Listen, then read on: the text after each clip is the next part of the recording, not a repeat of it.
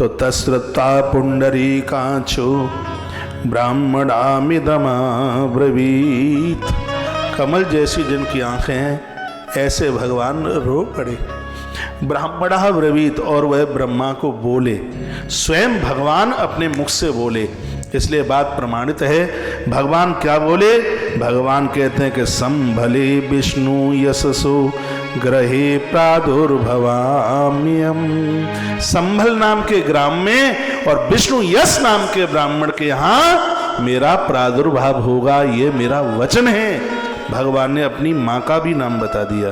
क्या कहा? सुमति मातरी विभो कन्यायाम तन्निदेशता।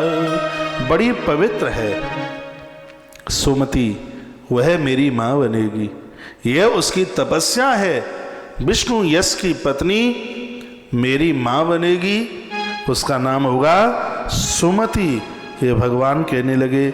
भगवान कहते हैं संभल नाम की जगह पर जो सृष्टि के आरंभ में संभल नाम ग्राम की रचना स्वयं विश्वकर्मा जी ने अपने हाथों से की, ऐसा कल्कि पुराण में लिखा है। यदि मुझे संभल क्षेत्र के लोग सुन रहे होंगे तो आप बड़े बड़भागी हैं, आप बहुत भाग्यशाली हैं। इस ग्रंथ में स्वयं भगवान बोले हैं कि जो संभल नाम का गांव है ये धरती का कोई इंसान के द्वारा बनाया नहीं, इसको स्वयं विश्वकर्मा भगवान ने इसका सृजन किया है, इसका निर्माण किया है। ऐसे संभल ग्राम में हम चल के आएंगे। संभले विष्णु यशसो ग्रहे प्रादुर्भवाम्यहम् सुमत्यां मातरी विभो कन्या तन्निदेशता। उस संभल ग्राम में हमारा आकर के जन्म होगा, हमारी प्राकट्यता होगी। भगवान कहते हैं कि चतुर्भ्रातृ भी देव करिष्यामि कलिक्षयम्। ये मेरा वायदा है, मुझसे पहले मेरे 3 भाई और होंगे और उन 3 भाइयों का साथ लेकर के हम चारों भाई इस कलकाल को जड़ से खत्म कर देंगे। ये भगवान ने वायदा किया। चतुर्विवाद करिष्यामि कलिक्षयम्, ये मेरा वायदा है, हम कलकाल को नष्ट कर देंगे, बिल्कुल चारों तरफ से नष्ट कर देंगे। भवंतो बांधवा देवा स्वांसे शान वर्तिष्यता। भगवान कहते हैं कि यदि परिवार का सहयोग मिल जाए तो छोटा आदमी भी बहुत बड़े बड़े काम कर देता है। ये संदेश भी जगत को भगवान ने दे दिया। बड़ी अच्छी बात कही। देवताओं ने कहा अकेले आओगे, आपकी शक्ति लक्ष्मी माता नहीं आएगी क्या? तो भगवान ने जवाब दिया, हाँ, यम मम प्रिया लक्ष्मी सिंगलेशम भवेष्यति बृहद्रस्त भूपस्य कौमुदाम कमलयक्षणाम। कहा कि मेरी भार्या जो लक्ष्मी है ये सिंगल देश के राजा हैं बृहद्रथ, और उनकी पत्नी है जिसका नाम है कौमुदी। कौमुदी के गर्भ से ये वहां पद्मा बन करके प्रकट होगी, और मैं इस लक्ष्मी का पद्मा के रूप में वर्ण करूंगा। ये भगवान नारायण बोल रहे हैं कि मैं खुद कल्कि बन करके आऊंगा, दुष्टों का मर्दन करूंगा और लक्ष्मी मेरी पत्नी बनेगी। उस समय इनका नाम पद्मा होगा। इसलिए तो लक्ष्मी माता के जो 1008 नाम है उसमें पद्मा नाम भी है माँ का। तो भगवान ने क्या कहा कि यात यूयम भुवम ध्रुवा स्वास्तावतृणुरता राजानो मरुदेवापि स्थापि श्यामहं भुवि।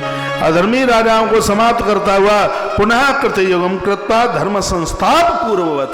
जैसे पहले के युगों में मैं धर्म की स्थापना करता रहा, उसी प्रकार से कलयुगी आताताइयों को समाप्त करके मैं सतयुग की जब तक स्थापना नहीं कर दूंगा तब तक मैं मृत्यु लोक को नहीं छोड़ूंगा। यह मेरा वायदा है, ये भगवान ने कहा। यह परमात्मा के बड़े अद्भुत भैया शब्द थे।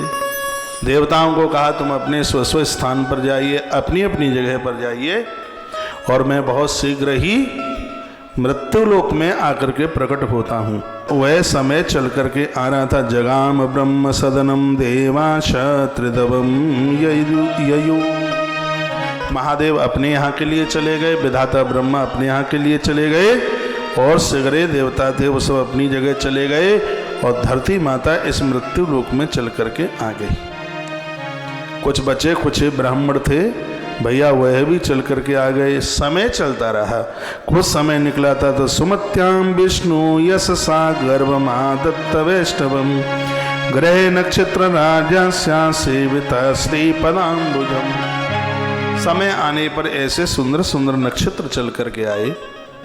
प्रकृति ऐसी उस समय कोई ऐसी ग्रहता चल करके आई थी और उस नक्षत्र में, उस ग्रह में विष्णु यश ब्राह्मण के यहाँ माता सुमति ने अपने गर्भ में, अपने उदर में गर्भ धारण किया। लिखा है भगवान विष्णु के चरण कमलों की ये सेवा रोज करती थी। भगवान नारायण के चरणों में रोजाना वंदन करती थी। इसको तो पता भी नहीं था कि नारायण ही हमारी कोख में चल करके आ जाएंगे। बस ये कहती थी कि भगवान अपनों जैसो एक बेटा मुझे दे दो जो ऐसे कलयुग के आताताइयों की खबर ढंग से ले ले। ये रोजाना ऐसे ही बोलती थी, भगवान मो को आप एक ऐसा पुत्र दे दो जो ऐसा धर्मी और अन्यायियों को जड़ से उखाड़ करके बोल दे, फेंक दे, आप अपना जैसा बेटा दे दीजिए। तो भगवान ने सोचा हमारा जैसा तो ढूंढने से कहाँ मिलेगा, और हमारा जैसा मिल भी गया तो फिर हमारी वैल्यू क्या रहेगी। सो भगवान ने सोचा चलो हम ही मैया तेरे बेटा बन करके आए जाते हैं। आप सरेस खोजहूं कहाँ जाए। प्रभु ने सोचा होगा कि मैं अपना जैसा कहाँ खोजने के लिए जाऊं। तो समय आया और भगवान आए। कौन सा महीना था? कार्तिक पूरा निकल गया, अभी नहीं आए। अगैन मास पूरा निकल गया, भगवान अभी तक नहीं आए। उसके तत्पश्चात फूस पूरा निकला, अभी तक नहीं आए। उसके तत्पश्चात माघ मेला भी निकल गया, श्रीमान अभी नहीं आए। वो परीक्षा से नहीं, वो प्रतीक्षा से चल करके आएंगे। फाल्गुन की होली भी जल गई, श्रीमान नहीं आए। चैत्र की नवरात्र निकल गई, वे नहीं आए। हनुमान जयंती, महावीर जयंती, जितने उत्सव हते और भैया बेऊ निकल गए, लेकिन वे अभी नहीं आए। इतने में बैसाख को महीना लग गो। बैसाख मास के 15 दिन निकल गए, अमावस्या निकल गई, लेकिन वे नहीं आए। और बैसाख मास के शुक्ल पक्ष की अक्षय तृतीया निकल गई। इंतजार हो रहा था, देवता कह रहे थे कि प्रभु जी अब देर मत करो, जल्दी पधारो, लेकिन वो नहीं आए। अक्षय तृतीया को भी धीरे धीरे पंचमी निकली, बैसाख शुक्ल पक्ष की, सप्तमी निकली, आठवें निकली, नौवीं निकली, दसवीं निकली, और बैसाख शुक्ल पक्ष की 11 एकादशी निकली। आज माता सुमति ने एकादशी का व्रत बड़े आनंद से किया था, उत्साह के साथ एकादशी का व्रत किया था। सुंदर शकुन हो रहे थे। बैसाख शुक्ल पक्ष की एकादशी माँ सुमति मनाती है। और तब क्या हुआ कि बैसाख उस समय पुराना काल ने वर्णन किया कि द्वादश्याम शुक्ल पक्षस्य माधवे मासी माधव जातम ददृशतम पुत्रम पितरो दृष्टिमानसु। उस समय बैसाख मास के शुक्ल पक्ष की द्वादशी को भगवान प्रकट हो गए। और ये कल की नारायण भगवान की जय हो। बैसाख शुक्ल पक्ष द्वादशी को भगवान कल्कीनाथ, संभल जिला मुरादाबाद, गंगा जी वहां से ज्यादा दूर नहीं है, संभल नाम के ग्राम में स्वयं भगवान चल करके आए। दौड़ रहे थे लोग, बधाइयां दे रहे थे, आनंद के बाजे बज रहे थे।